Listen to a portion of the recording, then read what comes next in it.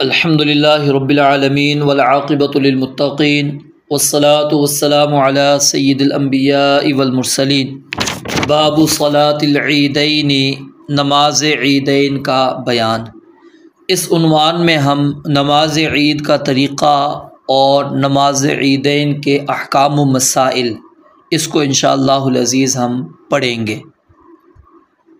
تو صلاۃ العیدین عنوان قائم کر کے امام ابن حجر رحمۃ اللہ علیہ نے اس جانب اشارہ کیا ہے کہ اہل اسلام کی صرف دو ہی عیدیں ہیں، تیسری اور چوتھی پانچویں عید کا اسلام میں کوئی نام و نشان نہیں، کوئی تصور نہیں ہے۔ اگر کوئی مسلمان ان دو عیدوں کے علاوہ کوئی اور عید مناتا ہے، اس کا شریعت اسلامیہ میں کوئی ثبوت ہمیں نہیں ملتا اور ان کی کوئی حیثیت نہیں ہے۔ تو صلاۃ العیدین، عیدین کی نماز، عیدین سے مراد کون سی عیدیں ہیں؟ ایک عید الاضحیٰ اور دوسری عید الفطر۔ عید الفطر یکم شوال کو منائی جاتی ہے اور عید الاضحیٰ 10 ذو الحج کو منائی جاتی ہے۔ اور یہ جو عید کے ایام ہیں یہ اجتماعی طور پر منائیں گے، یہ خوشی کے ایام ہیں، یہ مسرت کے ایام ہیں، تو ان کو انفرادی طور پر نہیں منانا بلکہ اجتماعی طور پر اس کو منانا ہے۔ جب سب لوگ اس دن کو منائیں گے اس دن منائیں گے۔ آگے حدیث سے پڑھیں گے، آپ کو یہ بات واضح ہو جائے گی۔ عرب عید کا لفظ ہر اس موسمی اجتماع کے لیے استعمال کرتے تھے کہ جو خوشی اور مسرت کے لیے منعقد ہو، یعنی جو بھی وہ موسمی اجتماع خوشی اور مسرت کے اظہار کے لیے منعقد کرتے ہوں، اس کو وہ عید کے لفظ کے ساتھ تعبیر کرتے تھے۔ عید اصل میں تھا عودن، یہ اصل میں لفظ کیا ہے؟ عودن، واو کے ساتھ، یعنی عین مکسور واو ساکن، واو ساکن ما قبل مکسور تو واو کو یا سے بدل دیا تو عیدن بن گیا۔ اس کی جمع آتی ہے اعیاد۔ اعیاد اور اعواد میں فرق ہے۔ اعوادن کا معنی ہوتا ہے خشک لکڑیاں، اعوادن کا معنی کیا ہے؟ خشک لکڑیاں، اور اعیادن معنی یہ خوشی کے جو ایام ہیں یہ مراد ہے۔ اب سوال یہ ہے کہ عید کو عید کیوں کہا جاتا ہے؟ ایک تو اس کی وجہ تسمیہ یہ بیان کی جاتی ہے کہ یہ عودن سے مشتق ہے، اور عودن کا معنی کیا ہوتا ہے؟ لوٹنا۔ تو گویا کہ یہ عید الفطر اور عید الاضحیٰ یہ وہ ایام میں جو ہر سال کے بعد واپس لوٹ کر آتے ہیں، بار بار آتے ہیں، یا پھر اس کا معنی یہ ہے کہ ان ایام کے واپس آنے کی وجہ سے خوشی، مسرت، سرور لوٹ آتا ہے، تو اس وجہ سے ان کو کیا ہے؟ عیدین کہا جاتا ہے۔ اور اسی وجہ سے امام سیدنا علی رضی اللہ تعالیٰ عنہ کا قول بھی ہے کہ ہر وہ دن انسان کے لیے، مومن کے لیے عید کا دن ہے جس دن وہ اللہ تعالیٰ کی نافرمانی نہیں کرے گا۔ یعنی عید کا اصل میں معنی کیا بنے گا؟ خوشی والا دن، مسرت والا دن۔ تو صلاۃ العیدین عنوان ہے دو عیدوں کے نماز کے متعلق۔ تو اب دوسرا سوال یہ ہے کہ عید الفطر اور عید الاضحیٰ کا آغاز کب ہوا؟ تو صحیح بات یہ ہے کہ عید الفطر اور عید الاضحیٰ کا جو آغاز ہے وہ 2 ہجری میں ہوا۔ 2 ہجری سے ہم نے، یعنی مسلمانوں نے عید الفطر اور عید الاضحیٰ منانا شروع کر دی۔ اللہ رب العالمین نے اس کے احکامات نازل کر دیے۔ اب آئیے حدیث مبارکہ ہم پڑھتے ہیں اور ساتھ میں مسائل کو بھی سمجھتے چلتے ہیں۔ عن عائشہ رضی اللہ تعالی عنہ قالت، سید عائشہ رضی اللہ تعالی عنہ سے روایت ہے، بیان فرماتی ہیں، قال رسول اللہ صلی اللہ علیہ وآلہ وسلم، رسول اللہ صلی اللہ علیہ وآلہ وسلم نے ارشاد فرمایا۔ کیا فرمایا؟ الفطر، کہ عید الفطر اس دن ہے یوم یفطر الناس، جس دن لوگ عید الفطر منائیں، یعنی لوگ روزے پورے کر کے روزے چھوڑ دے، اس دن ہے۔ والاضحیٰ، اور عید الاضحیٰ یوم یضحی الناس، اس دن ہے جس دن لوگ قربانیاں کرتے ہیں۔ رواہ الترمذی، اس حدیث کو امام ترمذی رحمۃ اللہ علیہ نے روایت کی ہے۔ اب اس حدیث کو ہم ایک پس منظر کے اندر سمجھتے ہیں، بات سمجھنے میں ہمیں انشاءاللہ آسانی ہوگی۔ جو عید الفطر ہے اور عید الاضحیٰ ہے، یہ اللہ رب العالمین نے ان کے اوقات مقرر کیے ہیں۔ یہ نہیں ہے کہ جب میرا دل چاہے گا میں عید الفطر بنا لوں، جب میرا دل چاہے گا میں عید الاضحیٰ بنا لوں، نہیں۔ اللہ رب العالمین نے عید الفطر کا وقت متعین کیا ہے کہ وہ 1 شوال کو ہوگی، اور عید الاضحیٰ وہ 10 ذی الحج کو ہوگی۔ یہ نہیں ہے کہ آپ 30 رمضان المبارک کو عید الفطر کر لیں یا عید الاضحیٰ جو ہے 1 ذی الحج کو کر لیں، نہیں، اپنی مرضی نہیں چلنی۔ اس میں اسلام نے ہمیں پابند کر دیا کس کے؟ چاند کے۔ اب ظاہر ہے چاند دیکھنے میں انسان کو غلطی ہو سکتی ہے، اس جانب اس حدیث میں جو بھی ہم نے پڑھی اس میں یہی اشارہ ہے کہ اگر آپ نے چاند دیکھا اور آپ نے قاضی کے سامنے جا کر شہادت دی، گواہی دی، اور قاضی نے آپ کی شہادت کو معتبر نہیں سمجھا، تو آپ چاند دیکھنے کی وجہ سے عید نہیں منائیں گے، بلکہ آپ اس میں لوگوں کے تابع ہیں کہ جب سب لوگ وہ عید منائیں گے تو آپ بھی عید منائیں گے، جب سب لوگ روزہ رکھیں گے تو آپ بھی روزہ رکھیں گے۔ اور اس میں اس جانب بھی اشارہ ہے کہ اگر کسی سے چاند دیکھنے میں کوئی غلطی ہو گئی ہے اور سب اس چیز پر متفق تھے کہ ابھی چاند نظر نہیں آیا، تو اللہ رب العالمین نے یہ تخفیف رکھ دی، نرمی رکھ دی کہ اس کے اوپر تمہاری پکڑ اور سزا نہیں ہونی۔ اور دوسری بات اس حدیث مبارکہ سے یہ ثابت ہوتی ہے کہ دین کے اندر عید جو ہے یہ اجتماعیت کا درس دیتی ہیں، یعنی اسلامی عبادات میں اجتماعیت کا تصور ہے، انفرادیت کا تصور نہیں ہے۔ اس نے اجتماعیت کو مد نظر رکھنا ہے کہ جس دن سب لوگ عید الفطر منا رہے ہیں تو وہ بھی منائے، جس دن سب لوگ عید الاضحیٰ منا رہے ہیں تو وہ بھی عید الاضحیٰ منائے۔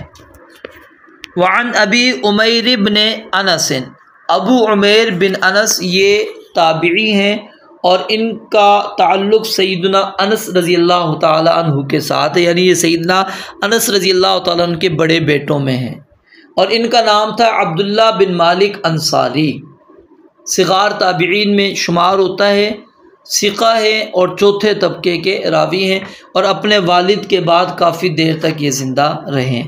تو ابو عمیر بن انس بیان کرتے ہیں عن عمومت لہ من الصحابتی، اپنے چچاؤں سے، عمومہ یہ عمن کی جمع ہے، اپنے چچاؤں سے، وہ چچا جو من الصحابتی نبی مکرم صلی اللہ علیہ وسلم کے صحابی ہیں، نبی علیہ الصلوۃ والسلام کے ساتھی ہیں، یعنی یہ حدیث متصل ہے، اس کی سند میں کسی قسم کا یہ ضعف نہیں ہے، کیونکہ انہوں نے راوی صحابی کا نام نہیں لیا، اور صحابی کا نام نہ لینا نقصان دہ نہیں ہوتا، ٹھیک ہے، کیونکہ صحابہ سب کے سب کیا ہیں؟ عادل ہیں۔ کیا بیان کرتے ہیں ابو عمیر بن انس کہ ان رکبن، کہ بے شک ایک قافلہ، جاؤ وہ آئے، یعنی ایک قافلے میں لوگ تھے، وہ قافلہ آیا ہے، فشہدوا ان سب نے گواہی دی، انہم رأوا الہلال، کہ انہوں نے چاند دیکھا ہے، کہ جو نیا چاند طلوع ہوا ہے اس کو ہلال کہتے ہیں، یسألونک عن الاہلہ، کہ انہوں نے ہلال کو دیکھا ہے، بالامس گزشتہ شام، جو کل شام گزری ہے اس شام کو انہوں نے چاند دیکھا ہے۔ فَأَمَرَهُمُ النَّبِيُّ صلی اللہ علیہ وسلم أَن يُفْطِرُوا، تو ان کو نبی مکرم صلی اللہ علیہ وسلم نے حکم دیا کہ وہ روزہ افطار کر لیں، روزہ چھوڑ دیں۔ وَإِذَا أَصْبَحُوا، اور جب وہ صبح کریں، یعنی ابھی تو کیونکہ صبح نہیں ہے نا، ابھی تو دوپہر ہو چکی ہے، اس لیے فرمایا وَإِذَا أَصْبَحُوا، اور جب صبح کرو، أَن يَغْدُوَا إِلَى مُصَلَّاهُمْ، کہ وہ آئیں اپنے مصلی کی طرف، یعنی عیدگاہ کی طرف آ جائیں صبح۔ رواہ احمد و ابو داود، اس حدیث کو امام احمد نے اور امام ابو داود نے روایت کیا، وہذا لفظہ، اور یہ الفاظ بھی کس کے ہیں؟ امام ابو داود رحمۃ اللہ علیہ کے ہیں، وَإِسْنَادُهُ صحیح، اور اس کی سند کیا ہے؟ صحیح ہے۔ تو اس حدیث مبارکہ میں سے یہ مسئلہ ثابت ہو گیا کہ اگر 29 رمضان کو ایسی جگہ پر چاند نظر آ گیا ہے کہ جن کا مطلع مختلف نہ ہو، مطلع ایک ہی ہو، تو دوسرے روز صحیح اور قابل اعتبار ذرائع سے یہ بات پتہ لگ گئی کہ فلاں جگہ پر چاند نظر آ گیا تھا، تو اسی وقت کیا ہے؟ روزہ افطار کر لیا جائے گا، روزہ چھوڑ دیا جائے گا۔ اور اگر یہ خبر زوال آفتاب سے پہلے ملی ہے تو اسی دن ہی نماز عید ادا کی جائے گی، اور اگر یہ خبر جو ہے زوال آفتاب کے بعد ملی ہے تو پھر دوسرے دن نماز عید ادا کی جائے گی۔ اور اس حدیث مبارکہ سے یہ مسئلہ بھی ثابت ہو گیا کہ عید کی نماز عیدگاہ میں ادا کی جائے گی اور اجتماعی طور پر پڑھی جائے گی، انفرادی طور پر نہیں پڑھی جائے گی۔ اور اس میں یہ بھی اشارہ ملتا ہے کہ چاند کی رؤیت کا اعلان سرکاری طور پر کرنا کیا ہے؟ جائز کیا جا سکتا ہے، اور اعلان کرنے والی جو شخصیت ہو وہ جانی پہچانی شخصیت ہونی چاہیے، قابل اعتبار ہونی چاہیے، تاکہ لوگ اس کے اعلان کے اوپر یقین کرتے ہوئے وہ روزہ رکھیں یا روزہ افطار کریں۔ تو جو ہمارے زمانے میں شہادتوں والا سلسلہ ہوتا ہے، گواہیاں دی جاتی ہیں اور اس کے مطابق رؤیت ہلال کمیٹی اعلان کرتی ہے، تو ان کا یہ عمل کیا ہے؟ درست ہے، اس طرح کرنا جائز ہے۔ وعن انس رضی اللہ تعالی عنہ قال، سیدنا انس رضی اللہ تعالی عنہ سے روایت ہے، قال فرماتے ہیں، کان رسول اللہ صلی اللہ علیہ وسلم، تھے نبی مکرم صلی اللہ علیہ وآلہ وسلم، لا یغدو، نہیں جاتے، نہیں نکلتے، یوم الفطر، عید الفطر والے دن۔ اب یہ غدون کا جو لفظ ہے نا، ویسے تو اس کا معنی ہوتا ہے صبح صبح جانا، ٹھیک ہے، لیکن مطلق طور پر یہ جانے کے معنی میں بھی آتا ہے کسی بھی ٹائم۔ لا یغدو، نہیں نکلتے تھے، یوم الفطر، عید الفطر والے دن، حتی، یہاں تک کہ یأکلا، کھا لیتے، تمرات، چند کھجوریں۔ اخرجہ البخاری، اس حدیث کو امام بخاری رحمۃ اللہ علیہ نے روایت کیا ہے۔ وفی روایت معلقۃ، اور معلق روایت کے اندر، امام بخاری کی معلق روایت کے اندر موجود ہے، ووصلها احمد، اور امام احمد نے اس معلق روایت کو موصولاً بھی بیان کیا ہے۔ اس کے اندر کیا الفاظ ہیں؟ وَيَأْكُلُهُنَّ أَفْرَادًا، کہ نبی علیہ الصلوۃ والسلام ان کو کھاتے تھے ایک ایک کر کے، ایک ایک کر کے کھایا کرتے تھے، یعنی اکٹھی کھانا، یہ ایک دم ساری کھجوریں منہ میں ٹھونس لینا، یہ تہذیب اور اخلاق کے منافی ہے۔ اور ایک ایک کھانے میں ایک حکمت یہ بھی معلوم ہوتی ہے کہ آدمی کے اندر حرص اور لالچ پیدا نہ ہو، اور یہ اس جانب بھی اشارہ ہے کہ اللہ رب العالمین کیا ہے؟ اکیلا ہے۔ اللہ رب العالمین کیا ہے؟ اکیلا ہے، تو اس لیے اللہ تعالیٰ اس چیز کو پسند کرتے ہیں۔ اور طبی اعتبار سے بھی ایک ایک کو خوب اچھی طرح چبا کر لعاب دہن میں شامل کر کے نگلنا چاہیے، تاکہ نظام انہضام میں معاون اور مددگار ثابت ہو۔ تو اس حدیث مبارکہ سے کئی مسائل ثابت ہوتے ہیں۔ ایک مسئلہ تو یہ ثابت ہوتا ہے کہ نماز عید کے لیے باہر جانا مسنون ہے، اور نمبر 2، نماز عید الفطر کے لیے جانے سے پہلے طاق عدد میں کھجوریں کھانا مسنون ہے۔ اگر کھجور کسی بندے کے پاس موجود نہ ہو تو پھر وہ کوئی بھی چیز کھا سکتا ہے، کوئی مسئلہ نہیں ہے۔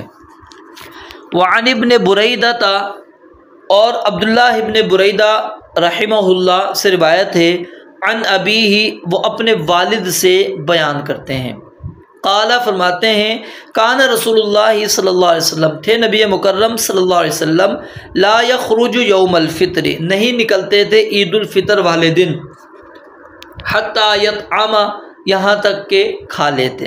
اب کیا کھاتے تھے وہ پیچھے آپ نے حدیث کے اندر پڑھ لیا، اور بعض علماء کہتے ہیں کہ اس حدیث میں یہ اشارہ ہے کہ کچھ بھی آپ کھا کر جا سکتے ہیں۔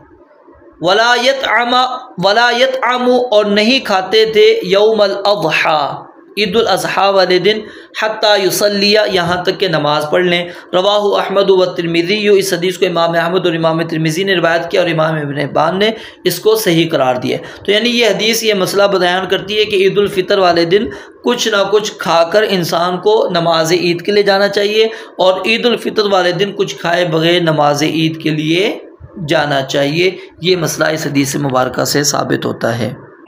وعن ام عطیہ رضی اللہ تعالی عنہا قالت، ام عطیہ رضی اللہ تعالی عنہا سے روایت ہے، بیان فرماتی ہیں، امرنا، ہمیں حکم دیا گیا ہے۔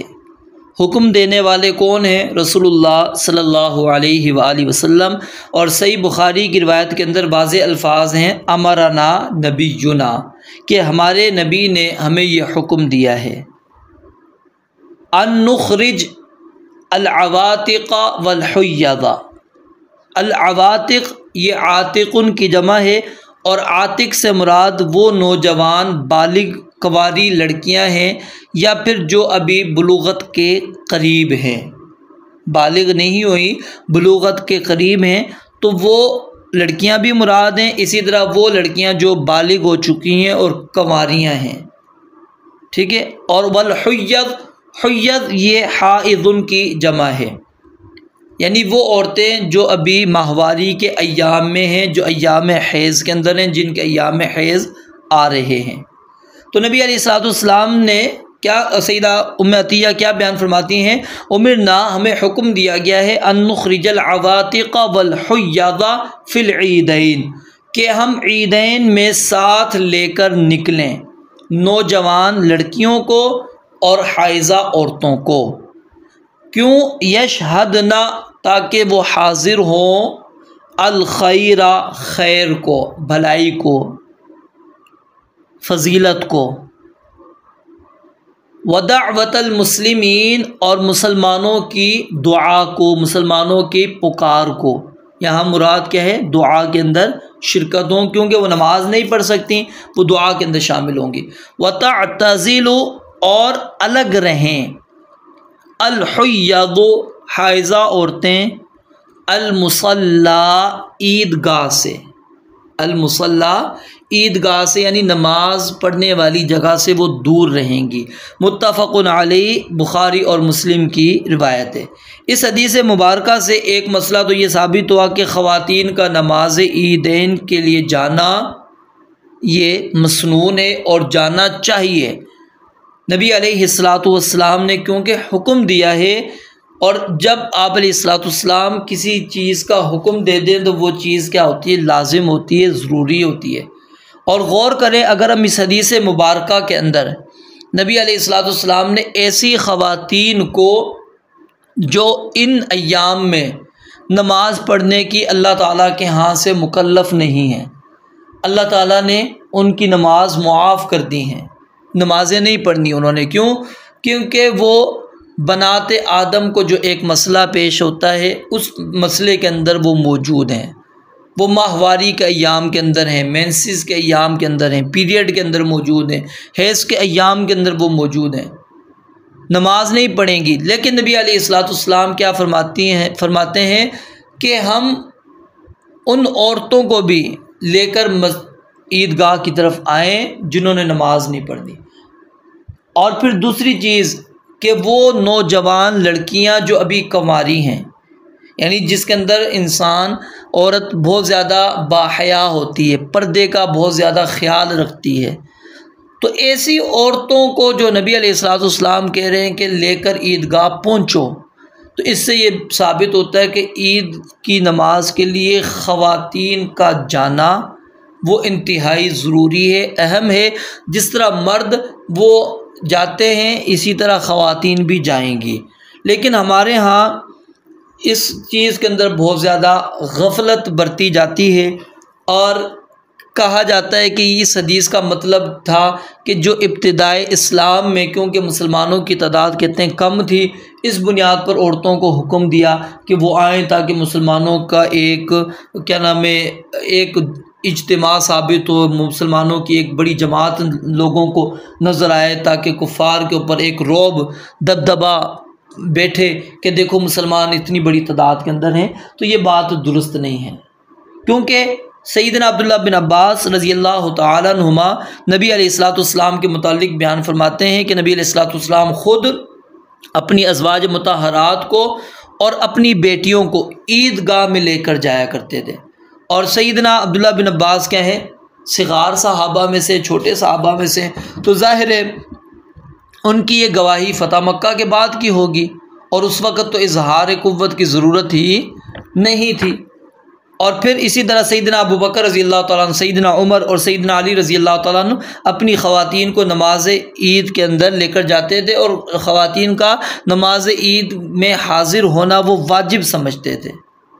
تو احناف جو ہے اس چیز کو واجب نہیں سمجھتے، اور ان کی خواتین بھی مسجدوں عید گاہ کی طرف نہیں جاتی، بہت سستی اس کے اندر پائی جاتی ہے۔ تو نبی علیہ الصلوۃ والسلام نے فرمایا کہ سیدہ ام عطیہ کہتی ہیں ہمیں حکم دیا گیا ہے کہ ہم ایسی عورتوں کو لے کر نکلیں جو نوجوان لڑکیاں ہیں اور جو حائضہ عورتیں ہیں ان کو لے کر نکلیں، کیوں؟ یشہدن الخیر، تاکہ وہ خیر کو حاضر ہوں، بھلائی کو حاضر ہوں، یعنی اس دن جو برکت، بھلائی، فضیلت ہے وہ اس میں حصے دار بنیں۔ ودعوت المسلمین، اور مسلمانوں کی دعا کے اندر، مسلمانوں کی دعا کے اندر، یعنی یہاں سے یہ مسئلہ بھی ثابت ہوتا ہے کہ عید والے دن امام جو ہے وہ خطبے کے بعد دعا بھی کروائے، تاکہ وہ دعا کے اندر، مسلمانوں کی دعا کے اندر شامل ہوں۔ لیکن اب ظاہر ہے وہ عورتیں آئیں گی جنہوں نے نماز نہیں پڑھنی، تو اب کیا وہ جو نماز پڑھنے کی جگہ ہے وہاں پر بیٹھیں گی؟ فرمایا کہ نہیں، وَتَعْتَزِلُ الْحُيَّضُ الْمُصَلَّى، وہ نماز پڑھنے والی جگہ سے تھوڑا سا دور ہو کر، وہ علیحدہ ہو کر بیٹھیں گی۔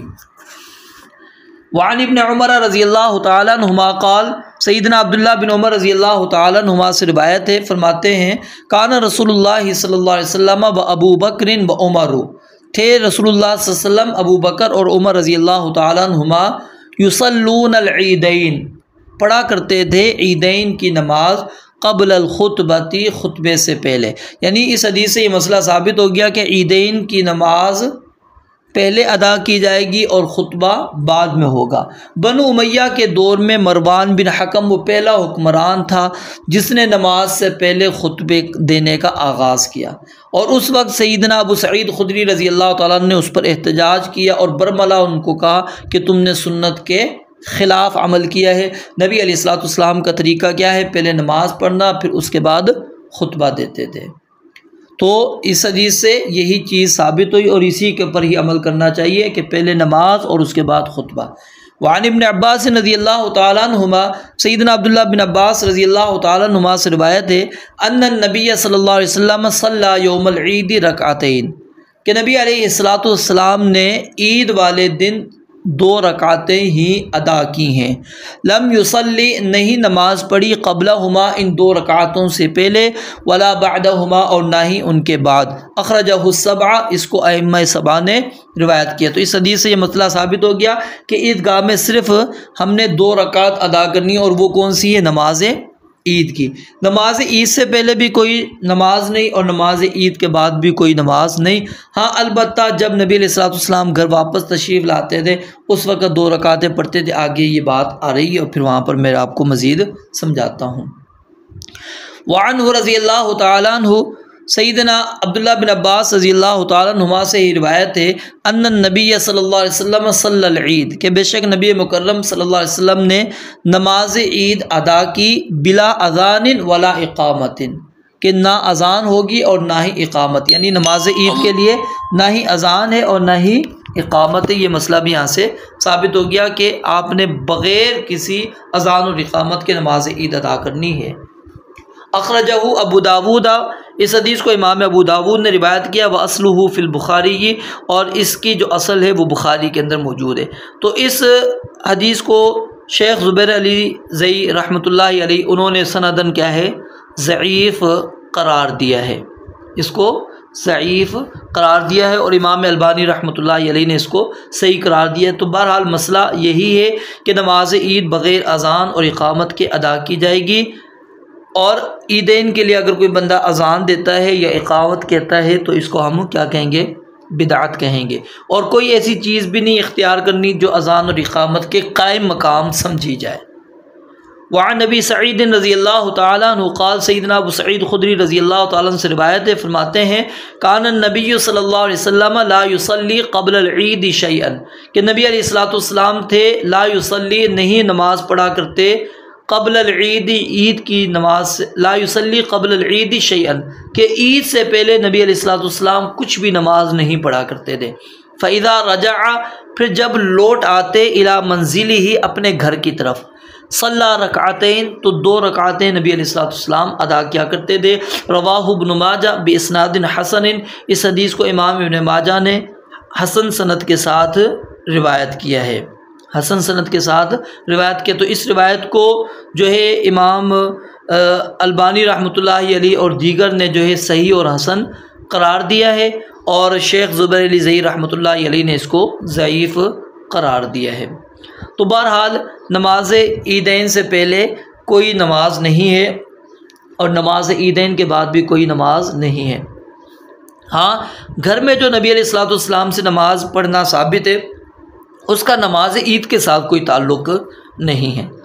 وعنہ رضی اللہ تعالیٰ عنہ قال، اور سیدنا ابو سعید خدری رضی اللہ تعالیٰ عنہ سے روایت ہے، فرماتے ہیں کان النبی صلی اللہ علیہ وسلم یخرج یوم الفطر والاضحیٰ الی المصلی، کان النبی تھے نبی مکرم صلی اللہ علیہ وسلم یخرج نکلتے یوم الفطر والاضحیٰ عید الفطر والے دن اور عید الاضحیٰ والے دن الی المصلی عیدگاہ کی طرف۔ واول شیء اور سب سے پہلی چیز یبدأ بہ جس سے آپ ابتدا کرتے شروع کرتے تھے وہ کیا تھی؟ الصلاۃ نماز تھی۔ ثم ینصرف پھر پھرتے واپس لوٹتے، یعنی کہ نماز پڑھ کے پھر جاتے متوجہ ہوتے۔ فیقوم پھر آپ کھڑے ہوتے مقابل الناس لوگوں کے سامنے، یعنی لوگوں کی طرف رک کر کے آپ کھڑے ہو جاتے۔ والناس علی صفوفہم اور لوگ اپنی صفوں میں ہی موجود ہوتے تھے۔ فیعظہم پس آپ علیہ الصلوۃ والسلام ان کو واضح نصیحت کرتے، ویأمرہم اور انہیں حکم دیا کرتے تھے نیکیوں کا۔ تو اس حدیث سے ایک مسئلہ تو یہ ثابت ہوا گیا کہ عیدگاہ میں عیدین کی نماز ادا کرنی چاہیے، اور نمبر 2 عیدگاہ میں عیدین کی نماز سے پہلے کوئی عمل آپ علیہ الصلوۃ والسلام سے ثابت نہیں، اور خطبہ نماز کے بعد ہونا چاہیے، اور خطیب کا رخ جو ہے سامعین کی طرف ہونا چاہیے، اور سامعین کا رخ جو ہے وہ امام کی طرف، اور خطبہ کھڑے ہو کر دینا چاہیے، اور خطیب اپنے خطاب کے اندر واضح و نصیحت کے انداز کو اختیار کرے، اوامر کو اختیار کرے، قصے کہانیاں نہ بیان کرے۔ اور نماز عیدین مسجد میں نہیں بلکہ کہاں پر؟ عیدگاہ میں ادا کرنا یہ مسنون ہے، لیکن ہم نے آج بلا عذر مسجدوں میں نماز عید پڑھنے کا رواج قائم کر لیا ہے، تو بہرحال اس کو ختم ہونا چاہیے۔ وعن عمرو بن شعیب عن ابیہ عن جدہ قال، عمر بن شعیب اپنے باپ سے اور وہ اپنے دادا سے روایت کرتے ہیں، قال نبی اللہ صلی اللہ علیہ وسلم کے نبی مکرم صلی اللہ علیہ وسلم نے فرمایا، التکبیر فی الفطر 7 کہ عید الفطر والی دن، عید الفطر والے دن نماز عید کے اندر التکبیر فی الفطر 7 فی الاولی پہلی رکعت میں 7 تکبیرات ہیں، یہ زائد تکبیرات ہیں یاد رکھیں، و5 اور 5 تکبیریں ہیں فی الاخری دوسری میں، یعنی ٹوٹل کتنی بنی؟ 12۔ والقراءۃ بعدہما کلتیہما دونوں رکعتوں میں قراءت ان دونوں کے بعد ہے، یعنی پہلے آپ نے یہ پہلی رکعت میں 7 زائد تکبیرات کہنی ہے، اس کے بعد آپ نے قراءت کرنی ہے، اور اسی طرح دوسری رکعت میں پہلے آپ نے 5 زائد تکبیرات کہنی ہے، پھر اس کے بعد آپ نے قراءت کرنی ہے۔ اخرجہ ابو داود، اس حدیث کو امام ابو داود نے روایت کیا ہے، ونقل الترمذی عن البخاری تصحیحہ، اور امام ترمذی نے امام بخاری سے اس کی صحت نقل کی ہے۔ تو اس حدیث سے یہ مسئلہ ثابت ہو گیا کہ عیدین کی کتنی تکبیرات ہیں؟ 12 تکبیرات ہیں، لیکن اس کی سند میں بعض حضرات نے کلام کیا ہے، کہتے ہیں کہ اگر جدی ہی سے عمر کا دادا محمد بن عبداللہ مراد ہے تو یہ روایت کیا ہوگی؟ مرسل، کیونکہ محمد بن عبداللہ تابعی ہیں، اور اگر شعیب کے دادا عبداللہ مراد ہیں تو شعیب کا ان سے سماع ثابت نہیں ہے، تو اس لیے کہتے ہیں یہ روایت کیا ہوگی؟ منقطع۔ لیکن یہ بات انتہائی غلط ہے۔ امام دارقطنی رحمۃ اللہ علیہ نے اس کی تردید کی ہے اور شعیب کا اپنے دادا سے سماع ثابت کیا ہے، اور یہاں جدی ہی سے مراد شعیب ہی کے دادا ہے۔ جمہور ائمہ جرح تعدیل اس سند کو صحیح قرار دیتے ہیں، جس میں امام احمد ہیں، علی بن مدینی ہیں، امام اسحاق بن راہویہ ہیں، ابو عبیدہ ہیں، امام بخاری، امام دارقطنی، امام دارمی وغیرہ نے اسے صحیح کہا ہے۔ بلکہ فقہائے اربعہ بھی اس سند سے استدلال کرتے ہیں اور اس سند کو صحیح قرار دیتے ہیں، یعنی عن عمرو بن شعیب عن ابیہ عن جدہ۔ اور امام ترمذی سے جو حافظ ابن حجر رحمۃ اللہ علیہ نے نقل کیا ہے کہ امام بخاری نے اس کو صحیح کہا ہے، اس کے بارے میں صاحب سبل السلام انہوں نے یہ بات لکھی ہے کہ امام ترمذی نے اپنی جامع میں عمر بن شعیب کی روایت ہی نقل نہیں کی۔ تو کہتے ہیں کہ حافظ ابن حجر کا امام ترمذی کے اس قول کو کہاں سے نقل کیا ہے یہ سمجھ نہیں آتا، لیکن جو ہے اپنے شیخ صفی الرحمان مبارک پوری رحمۃ اللہ علیہ وہ کہتے ہیں میں نے اس کے متعلق تحقیق کی تو مجھے یہ پتہ چلا کہ یہ روایت امام ترمذی نے اپنی کتاب العلل الکبیر کے اندر نقل کی ہے، اور حافظ زیلعی نے نصب الرایہ میں بھی اسی حوالے سے یہ روایت نقل کی ہے۔ اور اس حدیث کی تائید کے اندر سیدہ عائشہ رضی اللہ تعالیٰ عنہ، سیدنا سعد، سیدنا عبداللہ بن عباس اور دیگر صحابہ سے بھی روایات منقول ہے، لیکن ان کے اندر بھی کلام ہے۔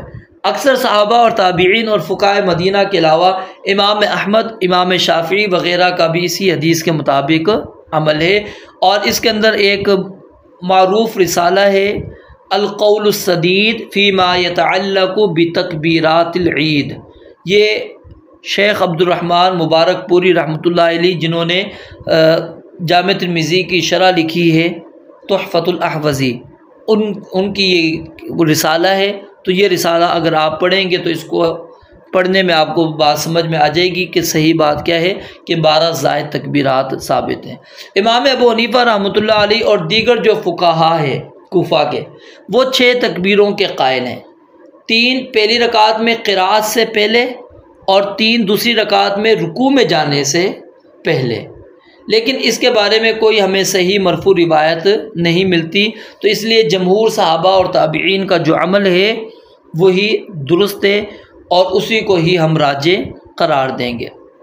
جہاں تک تکبیرات عیدین کے ساتھ رفع الیدین کا مسئلہ ہے، نبی علیہ الصلوۃ والسلام سے بسند صحیح ثابت نہیں ہے۔ امام ابن حزم لکھتے ہیں لم یصح قط ان رسول اللہ صلی اللہ علیہ وسلم رفع فی یدیہ، کہ نبی علیہ الصلوۃ والسلام نے عیدین کی تکبیرات کے اندر رفع الیدین کیا ہو، یہ آپ سے ثابت نہیں ہے۔